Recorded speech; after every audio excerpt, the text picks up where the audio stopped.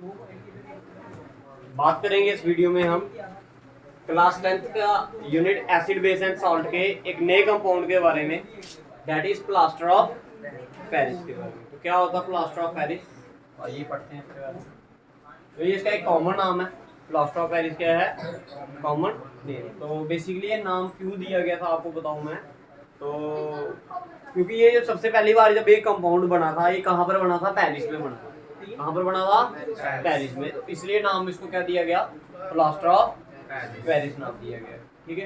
तो बात करें इसके केमिकल नेम के बारे में, तो केमिकल नेम जो है इसका है वो क्या है? Calcium sulphate hemihydrate. हेमी का मतलब आधा, हाइड्रेट का मतलब होता है वाटर। ठीक है। तो आधा वाटर का मॉलिक्यूल होगा इस पूरे एक कैल्शियम सल्फेट के कंपाउंड के साथ। बाकी अगर एक पूरा मॉलिक्यूल हम किसका लेंगे? कैल्शियम सल्फेट का लेंगे, तो उसके साथ आधा मॉलिक्यूल किसका होगा? वाटर का। तो अगर देखो इसको जहाँ तो फिर ऐसे लिखिए, यहाँ तो फिर इसको कैसे लिखेंगे? ऐसे। अगर अब इधर कैल्शियम सल्फेट के कितने मॉलिक्यूल्स लिए मैंने? दो। तो बाकी वाटर का जो जितने भी मॉलिक्यूल होंगे, जितने आपके कैल्शियम सल्फेट के मॉलिक्यूल्स हैं उससे आधे होंगे। तो अगर इधर दो मॉलिक्यूल है तो वाटर के कितने मॉलिक्यूल होंगे?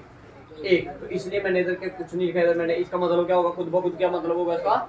एक मॉलिक्यूल है किसका? वाटर का। अब जैसे इधर एक मॉलिक्यूल था तो इधर कितने हुए?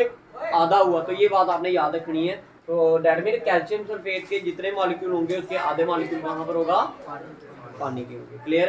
तो इसका क्या था? ये केमिकल फार्मूला, केमिकल नेम क्या है इसका? Calcium sulphate hemihydrate. अब बनता कैसा है ये? इसका सिंपल सी मैन्युफैक्चरिंग है। ये जिप्सम से बनता है। किससे बनता है? जिप्सम से। जब जिप्सम को आप क्या करते हो? हीट करते हो भाई। जिप्सम को क्या करते हो? हीट। मतलब 100 डिग्री सेल्सियस से ऊपर ही हीट करना आपने, उससे नीचे। जब जिप्सम को क्या 100 डिग्री सेल्सियस से ऊपर क्या करते हो आप? हीट करते हो। तो ये जो दो मॉलिक्यूल देखो, जिप्सम और अगर आप प्लास्टर ऑफ पेरिस में देखो तो कुछ ज्यादा फर्क नहीं है। इधर वाटर के आधा मॉलिक्यूल है, इधर वाटर के दो मॉलिक्यूल है। जब आप इस जिप्सम को हीट करोगे 100 डिग्री सेल्सियस से अबो टेम्परेचर पे, तो क्या होगा? ये दो मॉलिक्यूल्स हैं, इसका क्या 3/4 पार्ट क्या कर जाता है? इवेपोरेट कर जाता है, बाहर निकल जाता है। 3/4 पार्ट क्या कर जाता है इसका? इवेपोरेट कर जाता है। और पीछे जो मॉलिक्यूल बचता है वो क्या बनता है आपका? Plaster of Paris. देखिए ये जिप्सम था, इसको जब हमने हीट किया 100 डिग्री सेल्सियस बोलूं या फिर 343 केल्विन बोलूं, दोनों सेम ही है भाई। 100 degree celsius is equals to क्या? 343 केल्विन। जब इस कंपाउंड को आपने हीट किया इतने डिग्री सेल्सियस टेम्परेचर पर, तो क्या हुआ भाई? तो ये आपके दो मॉलिक्यूल से टूट गए। दो मॉलिक्यूल क्या कर गए? टूट गए। आधा मॉलिक्यूल इधर चला गया और डेढ़ मॉलिक्यूल कहां पर चला गया? आप बाहर निकल गया। ठीक है। तो इसी पार्ट को आप क्या बोलते हो? पीओपी। क्या बोलते हो इसको? अगर इसके मैं प्रॉपर्टीज की बात करूं तो प्रॉपर्टीज क्या भाई? एक पाउडर कलर का होता है। अगर आप घरों में करवाते हो ना आप, तो भाई जैसे इधर भी हुई है, देखो इस दुकान पे देखिए, इंस्टीट्यूट में हुई है ना। अब मेरे को आप ये बताइए इस समय ये क्या है? पीओपी है या जिप्सम है? No, this is a gypsum.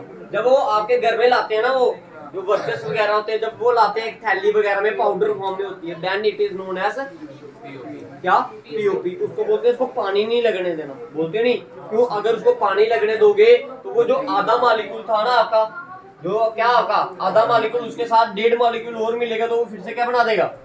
Gypsum. तो डैट मीन वो देखते हैं नहीं आप, वो उनके साथ दो आदमी होते हैं, एक वो क्या कहते हैं बर्तन में उसको क्या डालकर वो क्या करता रहता है? उसको जल्दी जल्दी पानी डालता है, उसको मिक्स करके देता जाता है। ये नहीं है जैसे आप घरों में जब आप लेंटर वगैरह डलवाते हो तो एक बार में ज्यादा मटेरियल बना लेते हो आप, सीमेंट वगैरह डालकर फिर डालते रहते हो आराम आराम से। लेकिन पीओपी के केस में ऐसा नहीं होता। जब उसको आप लाते हो, जितना आप बनाओगे उतना उसको लगाना भी पड़ेगा, नहीं तो आधे घंटे के बाद वो क्या कर जाता है?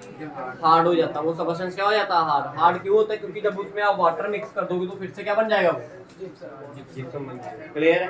तो ये इसकी दो प्रॉपर्टीज ही हैं। ठीक है। अब बात करें इसके use for setting broken bones. भाई जब हड्डी वगैरह टूट जाती है तो आप बोलते हो नहीं प्लास्टर करवाया, बोलते हो नहीं आप? ठीक है। तो वो प्लास्टर किसका होता है? उसके ऊपर वो गिल्ली गिल्ली लाते हैं, वो उसके ऊपर बांधते हैं, पहले बोन को फिक्स कर लेते हैं ना, उसके ऊपर क्या करते हैं? मतलब कॉटन वगैरह डालकर उसके ऊपर क्या करते हैं? एक मोटी सी लेयर उसकी बना देते हैं, ताकि वो क्या करे? पार्ट आपका जो ब्रोकन पार्ट है वो क्या करे? हिले ना। वो हार्ड हो जाता है थोड़ी देर के बाद। जब वो हार्ड हो जाता है तो वो क्या कर जाता है? उसको बोलते हैं कि हम क्या किया, इसको प्लास्टर किया। ठीक है। फिर उसके आफ्टर सम टाइम से वो आप जाते हो तो उसको खुलवाते हो, तो वो पार्ट क्या कर गया होता है? वो अपनी जगह पर आ गया होता है। अब पीओपी ही क्यों करते हैं भाई? क्योंकि वो जब एक बार हार्ड हो जाए तो वो जब तक तोड़ोगे नहीं तब तक वो खुलेगा नहीं। आजकल तो ब्लेड चले हैं उसको काटने के लिए। ठीक है जी। तो याद रखना आपने, सिंपल इतनी सी बात याद रखनी है कि ब्रोकन बोन्स को जोड़ने के लिए हम किसका यूज करते हैं? उसके बाद आ गया सरफेस को स्मूथ बनाने के लिए, करवाते नहीं आप पुट्टी, या फिर आप सरफेस को जब आप करवाओगे तो वो पार्ट क्या हो जाता है आपका, स्मूथ हो जाता है। क्या हो जाता है? टॉयस बनाने के लिए मूर्तियां वगैरह जो बनाई जाती हैं वो भी किसकी बनाई जाती हैं, पीओपी की बनाई जाती है। एक ढांचा सा लाते हैं, उसके अंदर लिक्विड सा डालते हैं, उसका मटेरियल डालते हैं, वो आफ्टर आधे घंटे के बाद वो क्या कर जाता है, हाँ सॉलिड हो जाता है। ठीक है, मेकिंग चौक वगैरह बनाने के लिए भी किसका यूज करते हो आप, पीओपी का। मेकिंग फायर प्रूफ मटीरियल, ऐसे सबस्टेंस बनाने के लिए जिनको आग ना लगे, ठीक है, उसके लिए भी आप किसका यूज करते हो, आप पीओपी का यूज करते हो। ठीक है, तो this is your next compound that is PO, plaster of Paris.